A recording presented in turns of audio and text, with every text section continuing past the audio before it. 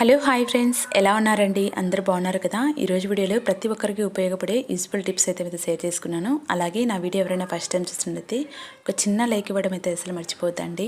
ఇప్పుడు tip number 1 చూసేద్దాం. మనం నెయిల్ కట్టర్ని చాలా రకాలుగా యూజ్ చేసుకోవచ్చు అండి. ఇక్కడ ఎప్పుడైనా మస్కిటో కాయిల్ స్టాండ్ లేకపోతే ఇలా అయితే ఒకసారి ట్రై చేసి రండి. నెయిల్ కట్టర్ పైన ఇలా పెట్టేసి మిడిల్లో దాన్ని తుంచేసేసి వెలిగించుకున్నామంటే మనకి స్టాండ్ మీద పెడితే ఎలా ఉంటుందో సేమ్ ఆ విధంగానే ఉంటుందండి, పడిపోకుండా. ఒకసారి ట్రై చేసి రండి, మీకే అర్థమవుతుంది. ఇలా వెలిగించుకున్న తర్వాత ఆర్పేసేసుకొని మీరు బెడ్రూమ్లో పెట్టుకున్నట్లయితే ఓవర్ నైట్ మనకి దోమలు రాకుండా ఉంటాయి. ఇలా సర్కిల్లా కాకుండా ఇలా విడివిడిగా అయినట్లయితే వాటిని పడేయకుండా ఈ విధంగా కూడా రీవ్ చేసుకోవచ్చు అండి. నీళ్ళ కట్టకి బ్యాక్ సైడ్ ఇలా రింగ్లా ఉంటుంది కదా, ఆ రింగ్ లైన్కి పెట్టేసి ఇది పైకి వచ్చే విధంగా చూసుకోవాలి.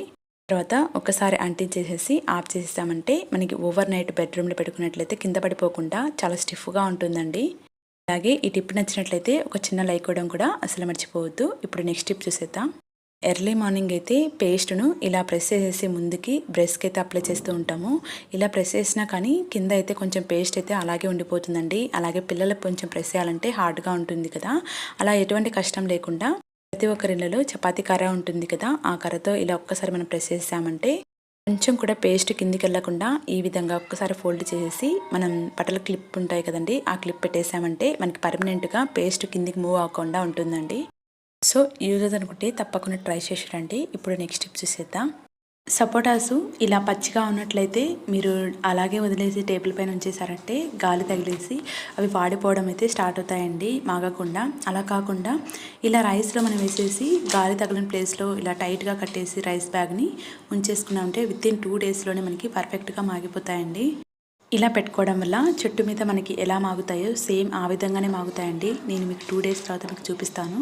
ఇందులోనికి గాలి వెళ్ళకుండా పైన బాక్స్ని అయితే పెట్టుకున్నానండి. ఇక్కడ నేను బాక్స్ తీసేసి మీకు చూపిస్తాను ఎంత పర్ఫెక్ట్గా మాగిపోతాయో.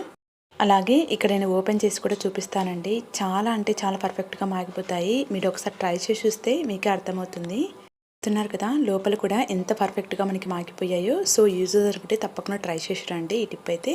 అలాగే ఈ టిప్ నచ్చినట్లయితే ఒక చిన్న లైక్ ఇవ్వడం కూడా అసలు మర్చిపోవద్దు. ఇలాంటి బాక్సెస్ని అయితే పడేస్తూ ఉంటాం కదా, పిడియాసూర్ అయిపోయిన తర్వాత మనకి ఎందుకు యూజ్ లేదనేసి పడేస్తూ ఉంటాము. వాటిని పడేయకుండా చాలా రకాలుగా యూజ్ చేసుకోవచ్చు అండి. ఇక్కడ నేను దీనిని మంచిగా వాష్ చేసి ఎండలో పెట్టుకున్నానండి. ఆ తర్వాత ఇందులోనికి అయితే సర్ఫ్ని అయితే యాడ్ చేసుకుంటున్నాను. మనం సర్ఫ్ ప్యాకెట్ని ఓపెన్ చేసేసి అలాగే ఉంచేసామంటే అందులోనికి ఎయిర్ వెళ్ళిపోయి గడ్డలా కట్టేస్తూ ఉంటుంది. గడ్డలు కట్టకుండా ఇలా బాక్స్లో పెట్టుకున్నామంటే మనకి ఇందులో స్పూన్ వస్తుంది కదండి, మనం తడి చేతితో పెట్టుకోకుండా ఇలా స్పూన్తో వేసేసుకున్నామంటే మనకి చూడటానికి నీట్గా ఉంటుంది. సర్ఫ్ కూడా మనకి చాలా రోజులు వస్తుందండి అలా వేసుకోవడం వల్ల.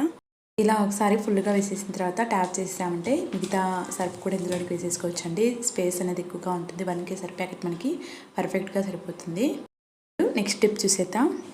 అంట్లు తోముకున్న పీచుని మనం చాలా రోజులు యూజ్ చేసిన తర్వాత పడేస్తూ ఉంటాం కదండి, దాన్ని పడేయకుండా ఇలా ఒక్కసారి గ్యాస్ మీద 2 సైడ్స్ కాల్ చేసుకుని పీచుని పడేయకుండా బాత్రూంలో టైల్స్ని క్లీన్ చేసుకోవడానికి యూజ్ చేసుకోవచ్చు అండి. మనం వైపర్కి ఈ స్క్రబ్బర్ని పెట్టేసుకున్నామంటే బాత్రూమ్ టైల్స్ని ఈజీగా క్లీన్ చేసుకోవచ్చు. ఇందులో ఏమైనా కొంచెం డస్ట్ ఉన్నట్లయితే ఇలా కాల్చడం వల్ల మనకి అందులో ఉన్న డస్ట్ మొత్తం పోతుంది. ఆ తర్వాత దీన్ని రివ్యూ చేసుకోవచ్చు. సో యూజ్ అనుకుంటే తప్పకుండా ట్రై చేసి రండి. Thank you for watching.